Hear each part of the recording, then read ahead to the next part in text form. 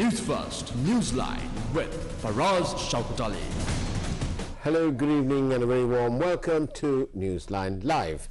Now then, on this Madin Poya, full moon Poya day, I thought Newsline will bring it to your notice. It's all about Westward Ho.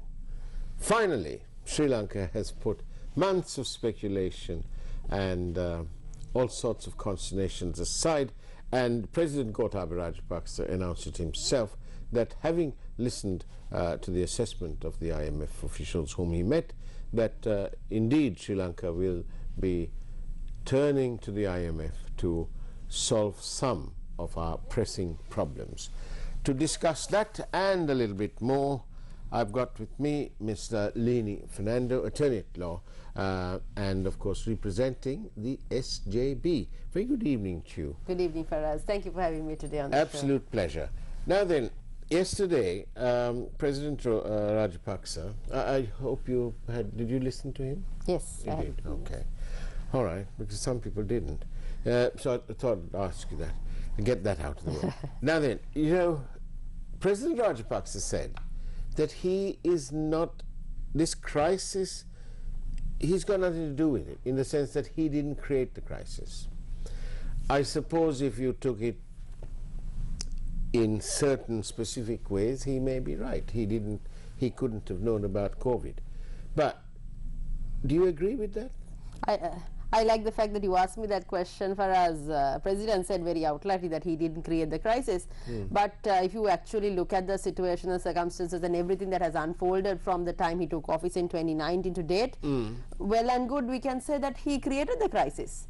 Why I say this, when he came to office in 2019, fourth quarter, he gave a tax rebate, massive tax rebate, and it costed 600 billion to the economy. We lost the revenue by 600 billion. That is in 2020 and 2021. Of course, Lihini, President Gotabaya couldn't have possibly known what was around the corner, which is, of course, unfortunately, COVID-19. So, but then if COVID-19 came, he could have had the opportunity of revising these tax structures, which he didn't. Which he could have Which he could have done, which he didn't. And then he went on to creating this whole fertilizer crisis, which costed 35% of the crops coming down. That and was then a spectacular failure. And then thereafter we having to pay for that Chinese fertilizer ship about $6.5 million US.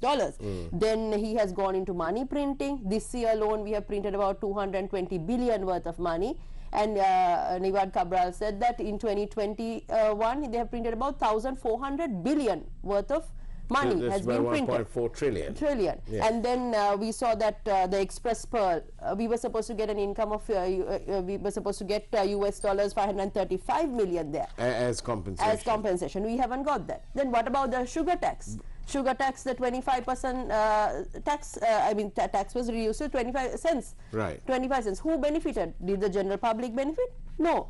And then also he came into power saying that he will bring in scientific governance, he will take advice of the professionals. They presented a document, Vistas of Prosperity, and he promised so many things, and on that premise only he got the vote. He didn't adhere to any of that.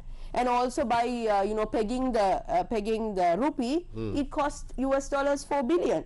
And when you look at all these things, and when the opposition repeatedly said go to the IMF, they foresaw the future and the crisis was coming forward, and they said go to the IMF 18 months back. Did they? No. So can the president say that he didn't create the crisis? As the place where the buck stops, I suppose he needs to take responsibility, because all these things what we are experiencing today, this fuel crisis, to this power crisis, to the dollar crisis, I mean, for us, you look at the region that we are even during the COVID-19 pandemic, all these countries, Bangladesh to India, their reserves have gone down, but in Sri Lanka our reserves have drastically come down. Here you mean their reserves have gone up? Gone up, and our reserves have come down. So can you say that this failure is due to COVID? No, it is complete bad economic planning and economic mismanagement. And again, for us, we see that there is a conflict between the government, within Basil Rajapaksa and Nivad Cabral, and we see the likes of Vimal Weerarwansa, Gaman Pilla, and them coming and blaming Basil Rajapaksa. I called it yesterday I asked the question from Dr. Rajita Senaratne. It appears to me that Sri Lanka is suffering from this very peculiar position, which is called Bombay looking Calcutta, because we have on the one arm we have the governor of the central bank, who was quite strongly of the view. He didn't rule going out of the not ever going to the IMF, but he was more inclined to manage without going. Now then, that was one. Then you had the finance minister acting differently. And then all those in-betweens, their colleagues, they all became experts on the economy. Exactly. And so they put what I would call their 2 cents worth. So here we see many experts, professionals coming forward and giving advice to the government on how the economy has to be managed. But then we see this whole firefighting situation within the government. President on one hand, Basil Rajapaksa on the other hand, Kaniwad Cabral on the other hand. And then you see the government MPs going publicly and criticizing the finance minister. So all these situations, what does it signal out to the general public as well as to the international community? That there is instability within the government, and there is lack of credibility. And there's also, we must remind the sovereign people that there was this strange instance when 3 members of the government, ministers, actually went to court against the government. You know, so that's a little bit odd. Yeah, isn't it? see, all these results for us boils down to the fact that, you know, today the general public are suffering. We don't have our basics for us, power to fuel. Those are the 2 main ingredients. But don't you find it ironic that President Gotabaya, he was elected, and one of the main things he said was, you know, security. But security is not just security from terrorists. Exactly. It is security, the food security, the energy security, environmental, the food, and, you know, the environmental and everything else. So it looks like, do you think, let me ask this question a different way then. Do you think that President Rajapaksa, Gotabaya Rajapaksa, has suddenly found that this is not, running the country isn't, or administering it at any rate, isn't quite the same as being the Secretary of Defense? Exactly. This is a question the opposition raised back in 2019, whether, you know, people promoted him to be this heroic person, and there was media campaigns to, you know, uplifting his image, and people thought, you know, he was like the savior of this nation. And then what we saw is a very well crafted political narrative that was sold in, and people believed it. And then people thought that, you know, he was the one who is going to save this nation. But today, look at the situation, because at the end of the day for us, we must look at the person who comes to power. Does he have the knowledge? What is the experience that person has? Has that person been in governance? Does he have political experience, parliamentary experience? Because running, as I said the other day, running a country is not like running a boutique shop. You have you have to understand the system. You have to understand the administrative structures. You have to be a leader that respects the law and the governance, respect democracy. But don't you think that if you don't know it, you can always hire the people who do know? Well and good. So then you have to be a person who is willing to listen to professionals and invite them and consult professionals and take their advice and run with it. And also to delegate the work. But see, when you analyze the situation of the country presently, and just listening to what the opposition has been telling repeatedly in Parliament, even from the time the COVID came, how the COVID should be managed, you know, it's actually a shame that this is happening to Sri Lanka, because we are I'd like to call this nation a blessed nation. We have so many resources, and we were called the Asia's democracy. And, you know, there was one time where Singapore, you know, thought that the Sri Lanka was a good yardstick. And then all that, and today we see how a regime, how a family has ruined this country. Now, Lihini, what plans from the SJB? It looks like, you know, they're the direct beneficiaries of this mismanagement, political and otherwise. And so what plans from the SJB to get this economy going? Now, one of the things that you all have said has already happened, which is go to the IMF. Yes. Westward ho. We are looking to the west, Yes. not to the east. Yes. So I think SJB has, I can say SJB and Honorable Sajid Premadasa to Iran, Vikramatna Harsha de Silva, they've always been responsible. They've always spoken of the right thing, what the government should be doing. They repeatedly said go to the IMF 18 months ago, how the debt should be restructured, what strategies the country should adhere to, and even in Parliament to COVID management, to everything. But however, the government turned a complete blind eye, and had they invited the SJB for a consultative committee, they would have gone and contributed. But I want to say this for us, SJB, it's not that they are trying to milk this particular situation, but they are genuinely concerned of the country. They want to fix the country. And we saw recently at a press conference, they came out and said that they will put out a blueprint for the country, economic blueprint for the country, in terms of it's not just the paper that SJB will draft, but will consult all professionals, all stakeholders that are linked to the country, and get their advice and draft a blueprint. And in an event that SJB comes to power, it will only be about implementing what is in the blueprint. And I think there's several number of credible people in the SJB, so and who has repeatedly said the right thing, and we see the government doing what SJB is actually saying. So SJB's interest towards resurrecting this country is at the right place, and they don't want Sri Lanka to be in this particular situation. I mean, they want our citizens to live a dignified life, government resources to be benefited by the people. I mean, this fuel shortage to crisis to being in queues to the agony that the general public are facing, it is not acceptable. And I believe SJB has the solution to resolve this. I'm going to ask you upfront and open question. In 2015, the public, the sovereign people of the country, bought the story about corruption and mismanagement and family bandism, growing authoritarianism, and so on and so forth. And lo and behold, some almost completely unknown person won, President Sirisena. And he had Ranil Wickremesinghe as his buddy, partner, all right? But thereafter, they hardly delivered anything that they promised.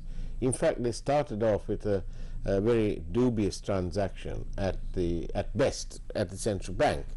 No need going on about that, because we've spent a fortune and more on covering this blessed alleged bond scam.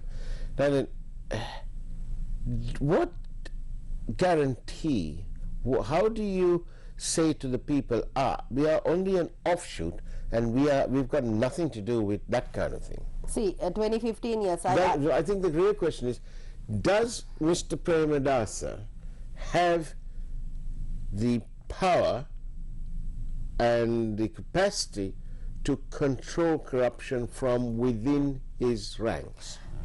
Mr. Sajid Premadasa has repeatedly come out and said that that he will not tolerate a corrupt government. He has said that his officials, how he will bring in transparency, accountability into his governance. And we repeatedly hear that people like Iran Vikramatna coming and saying how they will revise a law. I can quote you a few things on what they have said, that how they will bring in regulations and to how to strengthen the legal standing, and how these pillars of the government will be strengthened. The independence of the judiciary, independent officers like public prosecutors will be appointed to file cases, which will have no bearing on how it can be removed by politicians. So in terms of strengthening the judiciary, one of the things we can say is back when in 2015, I would say 19th Amendment was a remarkable piece of legislation that this country had.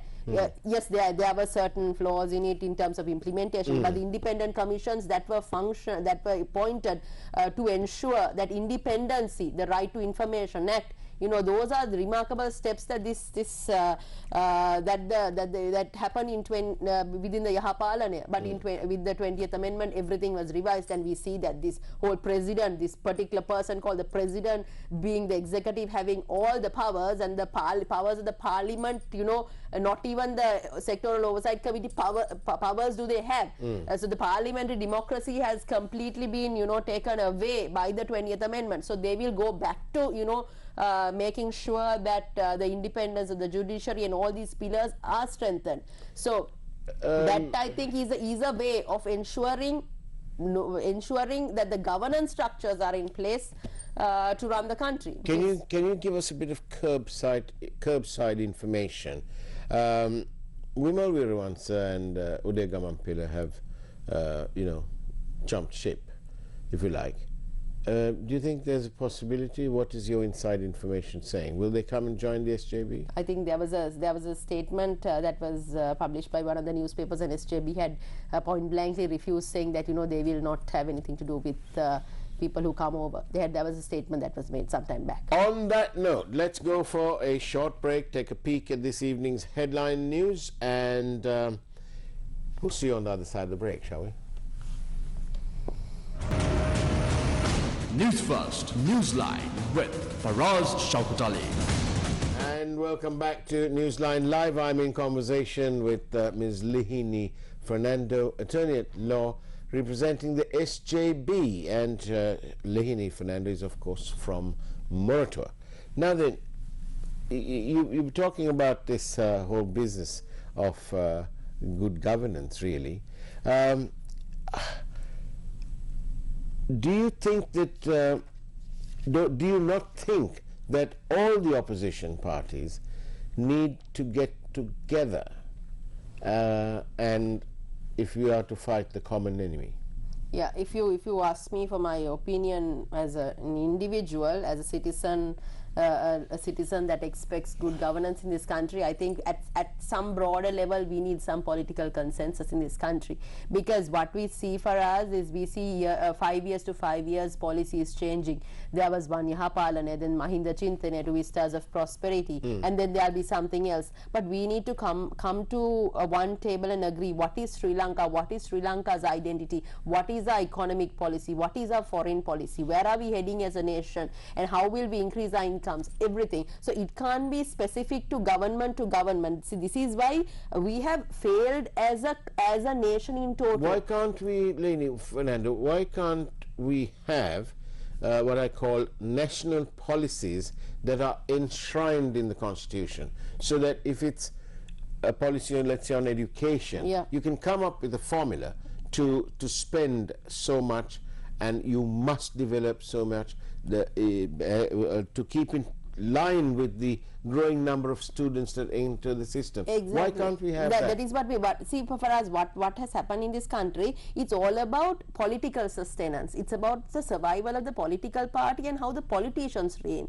It's not about the country first. It's about politics first, politicians first. But do you remember, the amendment, was it the 20th Amendment, when it was passed by everybody in Parliament? 19th Amendment. 19th Amendment. Yes. But why can't they do something similar when it comes to national policies on education, on healthcare, on public transportation? Well and good. If there is a political will, if they can all get together and formulate policies, and there's enough of ample amount of research that they have conducted in terms of how the education policy should be geared, looking at Sri Lanka 2035 and how we can create job markets, job opportunities to our young. So here for us, what has happened in this country, it's, as I said earlier, it's about the sustenance of the politicians and keeping the oppressed oppressed.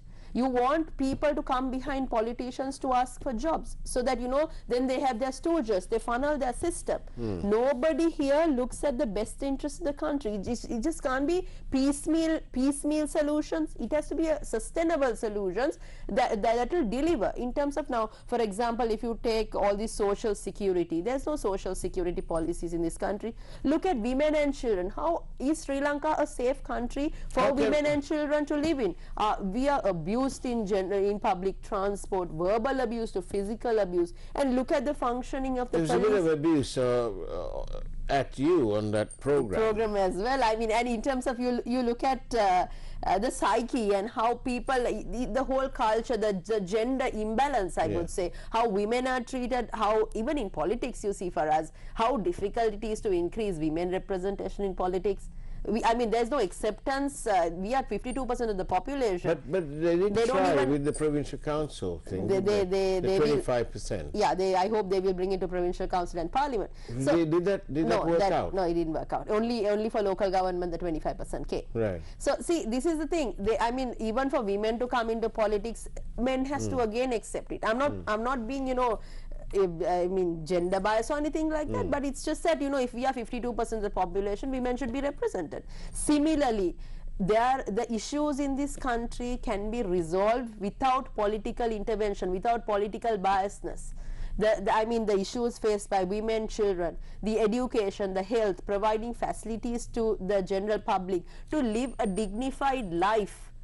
That is all what the public has to live a dignified life, decently earn, decently live. Most people don't want to come behind politicians to get everything. The system should be able to provide. So these things have to happen irrespective of political interferences. But here everything today is politics. Even if you go, I can tell you, even in my local council where I represent, everything is about politics. Everything is about this. Nothing moves. The file doesn't move without this. So it's corruption everywhere. So this country will not develop for us. I'm going to read this. It's not a question, it's a statement, but thank you. Nevertheless, 0772 300 305 is the number if you want to send us your questions, your statements. Actually, even if you want to suggest somebody to come on the program, why don't you SMS us or even WhatsApp? 0772 300 305. It doesn't mean that everyone whose name is suggested will appear here where Lihini is seated. Not at all, but we will consider everything and invite the person if we feel that editorially we are comfortable. Now then, tell Lihini we appreciate and respect her for the way she took on some presidential advisor, so much so that he couldn't face the nation. She has my vote. She got one vote already.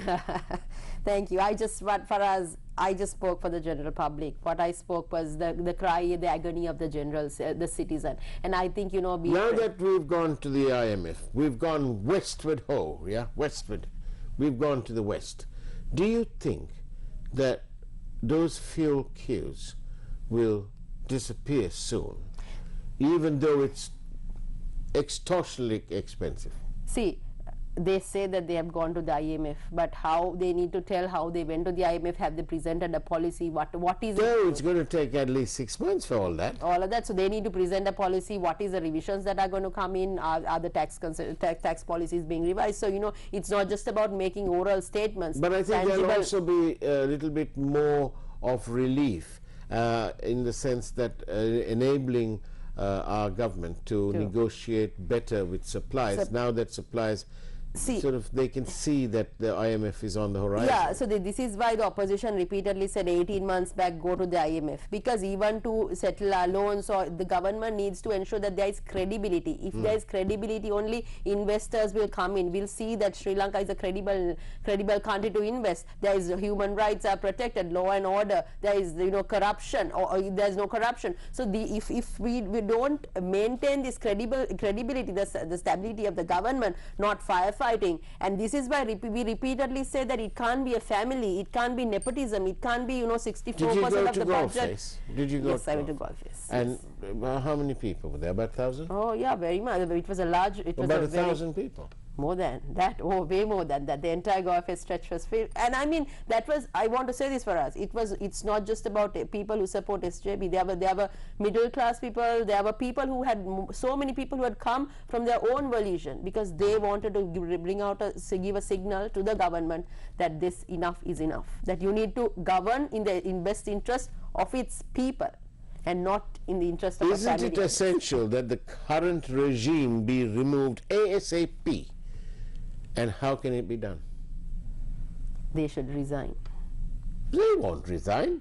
They'll have to give up their, you know, SUVs and their 13 million rupee electricity bills in their official houses and all sorts of things. This is the problem for us. They must govern in the best interest of the country and the people. They are not here to govern and live with the money of the taxpayers. The taxpayers are the ones who are keeping in them, and they need to. Their first priority should be to make sure that the people of this country, the basics are provided. I mean, at the end of the day, for us, power is short-lived. It's what you do. It's what you do. Your legacy will live on. But these politicians in this country fail to think that. They think, power, power, corruption. Are you going to Parliament? Because we have viewers who are saying that you should be in Parliament. Let's see. Let's see. All right. Now then, another one. But I'll mention that because, after all, I'm the host of Newsline. Yesterday, we watched Newsline with Rajita Senratna rather than listen to the ramblings on all other channels. I wonder why people say that. I cannot comment. I'm sorry, I didn't watch yesterday's Newsline. No, I don't mean the ramblings on the other channels. We had a statement being made by the president, and why did he fail? Why did the public not sit up and want to watch him and listen? Do you think that they're fed up? They are most certainly fed up, because I mean, for us, living in darkness, 7.5-hour power cuts, unable to get your basics, fuel queues, you can't find milk powder for your children, food prices have gone up, food inflation is almost 30%. And the amount that you earn is not enough for you to live. It is the agony of the general public, agony of a mother unable to feed their children. For us, parents can't now pay money for school vans to send their children to school. There are no A4 papers that are being brought down, and there's no papers at the government driving license. Yeah, place. so then one of my colleagues has got to wait till the end of April. So can you see the whole system collapsing? How frustrated are the people feeling?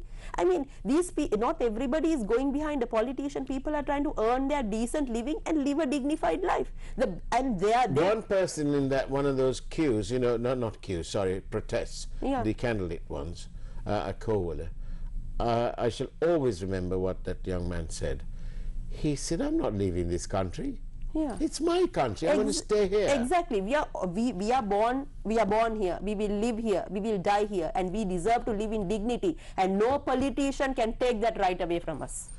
Lihini, Fernando, thank you very much for being on Newsline Live. And that's the way it was. So we'll hand you back to the control room, and we can then watch the primetime news. In the meantime, have a great evening ahead of you. And it's not all doom and gloom, is it? So, God bless you all. Thank you for us.